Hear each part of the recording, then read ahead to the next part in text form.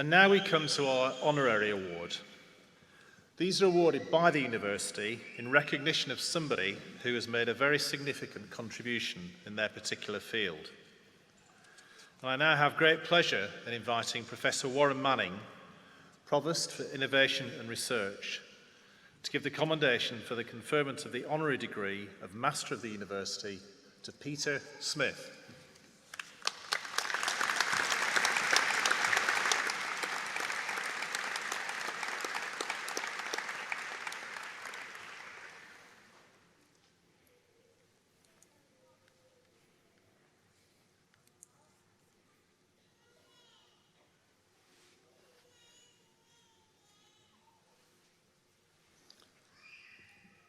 Chancellor, Vice-Chancellor, Pro-Chancellor, Deputy Lieutenant, honoured guests, Deputy Mayor of Derby, graduates and graduates of 2022 and all our guests here today, it gives me great pleasure to be presenting Peter Smith for the award of Honorary Master of the University. Peter was born in Derbyshire, where he's lived and worked for most of his life. He trained as a solicitor in Derby with Flint Bishop, and soon after qualifying became a founder of what became the well-known law firm Smith Partnership.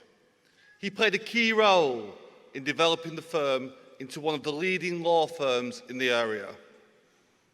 In 2012, Derby City Council decided to transfer the city's 3 museums and art gallery to a newly created trust. The aim was to breathe new life into these long-established Derby institutions. Although they held precious public assets, including the world's premier collection of works by Derby artist Joseph Wright, they had, for many years, been starved of funding and attention by a local authority with more pressing problems. The hope was that new commercial sources of funding could be found to replace or supplement public money, that private expertise could be drawn in, and that the energy and interest of outside trustees could be engaged to give the museums a renaissance. Peter was appointed founding chair of the new trust, and over the next few years, as head of the Board of Trustees, helped to lead the museums out of local authority control and begin the hoped-for transformation. The Trust faced enormous challenges, including the impact of government austerity, a major internal restructuring project, and the need to increase visitor engagement, the need to brighten and refurbish the museums, and, most challenging of all, the need to transform the long, moribund Silk Mill Industrial Museum into an innovative new world-class museum of making, showcasing Derby's manufacturing heritage. Because of financial pressures, there were even suggestions that, far from a fresh start, the museums might close, and there were public calls for paintings and valuable assets to be sold off. Under Peter's leadership, in those early years, the Trust surmounted the initial political and financial challenges, achieved the organisational revolution required to deliver its objectives, and successfully put together a bid for £15 million of inward investment to create the Museum of Making. Through the work of the Trust, the city's transformed museums now stand as ornament to reflect Derby's growing status, and the Museum of Making opened last year to acclaim throughout the museum world, a landmark in the city and a major visitor draw. Peter joins us today with his partner Heather, son Harry, daughter-in-law Candida, sister Wendy and friend Peter. Chancellor, in recognition of his work as the founding chair of the Derby Museums Trust during its early years, we are delighted to award Peter Smith with the honorary degree of Master of the University.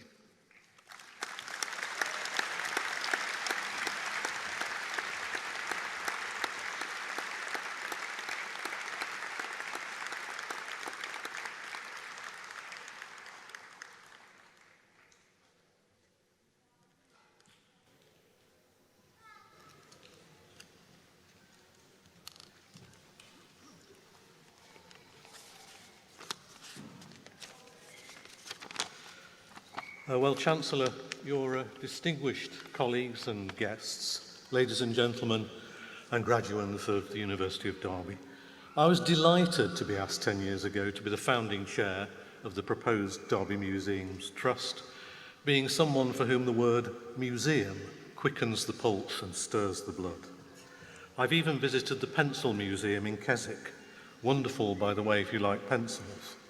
So, having been rewarded by the experience itself, I was deeply honoured to have this rich icing on an already rich cake in this recognition by the University of Derby. And Chancellor, my deepest thanks on behalf of myself and everyone involved with Derby Museums for this recognition, which truly belongs not just to me, but to all of my former colleagues. And thank you too, Chancellor, and to the University as a whole for the support which this University has given to the Trust from the beginning. For the City Council, creating the Trust was a brave step in the dark, since nothing like it had been attempted locally before, and it was a step in the dark too for we newly appointed trustees. We had little idea at the outset how to achieve the ambitious targets that we'd been set, or of the problems we would face. However, we made progress, and despite the dramatic reduction in the public funding which the museums receive, the Council now spends 50% less on the city's museums than it did 10 years ago. Under the leadership of my distinguished successors, and thanks to the vision of my fellow trustees and the prodigious exertions of the museum staff, the objectives which the Council gave to the Trust have now been triumphantly achieved. And Chancellor, rather than talking about myself, I wonder if I may be allowed to blow the museum's trumpet for a minute or two. Under the Trust, the museums have been transformed. Vastly more visitors, 3 or 4 times as many people employed, 10 times as much commercial income as we had when the Trust began. Over the last few years, far from selling off items from the collections, as you've heard had been suggested by some in our early days, the Trust has added important acquisitions, including quite recently a superb Joseph Wright self-portrait of world-class quality. The range of the museum's ambition and its cultural reach is shown by the fact that they have hosted an exhibition of Leonardo da Vinci cartoons from the Royal Collections. Here in Derby, they had to issue timed tickets, unthinkable before the Trust was created. But they have also had, for example, thousands of visitors to a fantastic exhibition of Vivienne Westwood shoes and a display of children's toys through the ages, which had elderly men with beards weeping nostalgically over Meccano and plasticine. Derby's museums are full of priceless treasures. They're owned by the people of this city, and you can see them for nothing, although, of course, all visitors are encouraged to make a generous donation. Apart from artifacts from every period of the city's history and from across the world, we have, as you've heard, the world's largest collection of paintings by Joseph Wright, Wright of Derby, the quintessential artist of the Enlightenment. And when we look at his works today, we can hear a voice speaking to us from across the centuries, from the Age of Reason, and how much that is needed today, some of you may think.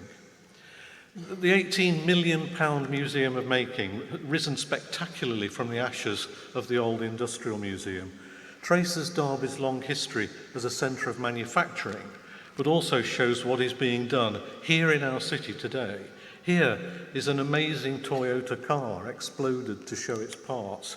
Here is a colossal Rolls-Royce aero engine, the Leviathan which powers much of the world's aviation. But here too are workshops and facilities including computer-controlled cutting machines and 3D printers, which are open to you and to anyone to become involved with. University of Derby graduates, today you are marking the end of this stage of your education with, I'm sure, richly deserved success. But I would urge you not to stop learning. 2,000 years ago, the Roman poet Seneca wrote, "Vita sine litteris mors est," life without learning is death, which was the motto of my old school in Derby. And chairing the museums in my home city after a career practicing the law was for me a rich learning experience. At times it was hard, sometimes awful, occasionally scary, as all challenges must be, but one of the most rewarding experiences of my life. So if you choose to stay and build your life here in Derby, you have in our museums a repository of knowledge from which you too can continue to learn. It's a wonderful and stimulating resource for the mind here on your doorstep. And if you choose to follow Seneca's principle, then please make use of that resource to continue your learning. It's free, but don't forget to leave a donation. Thank you.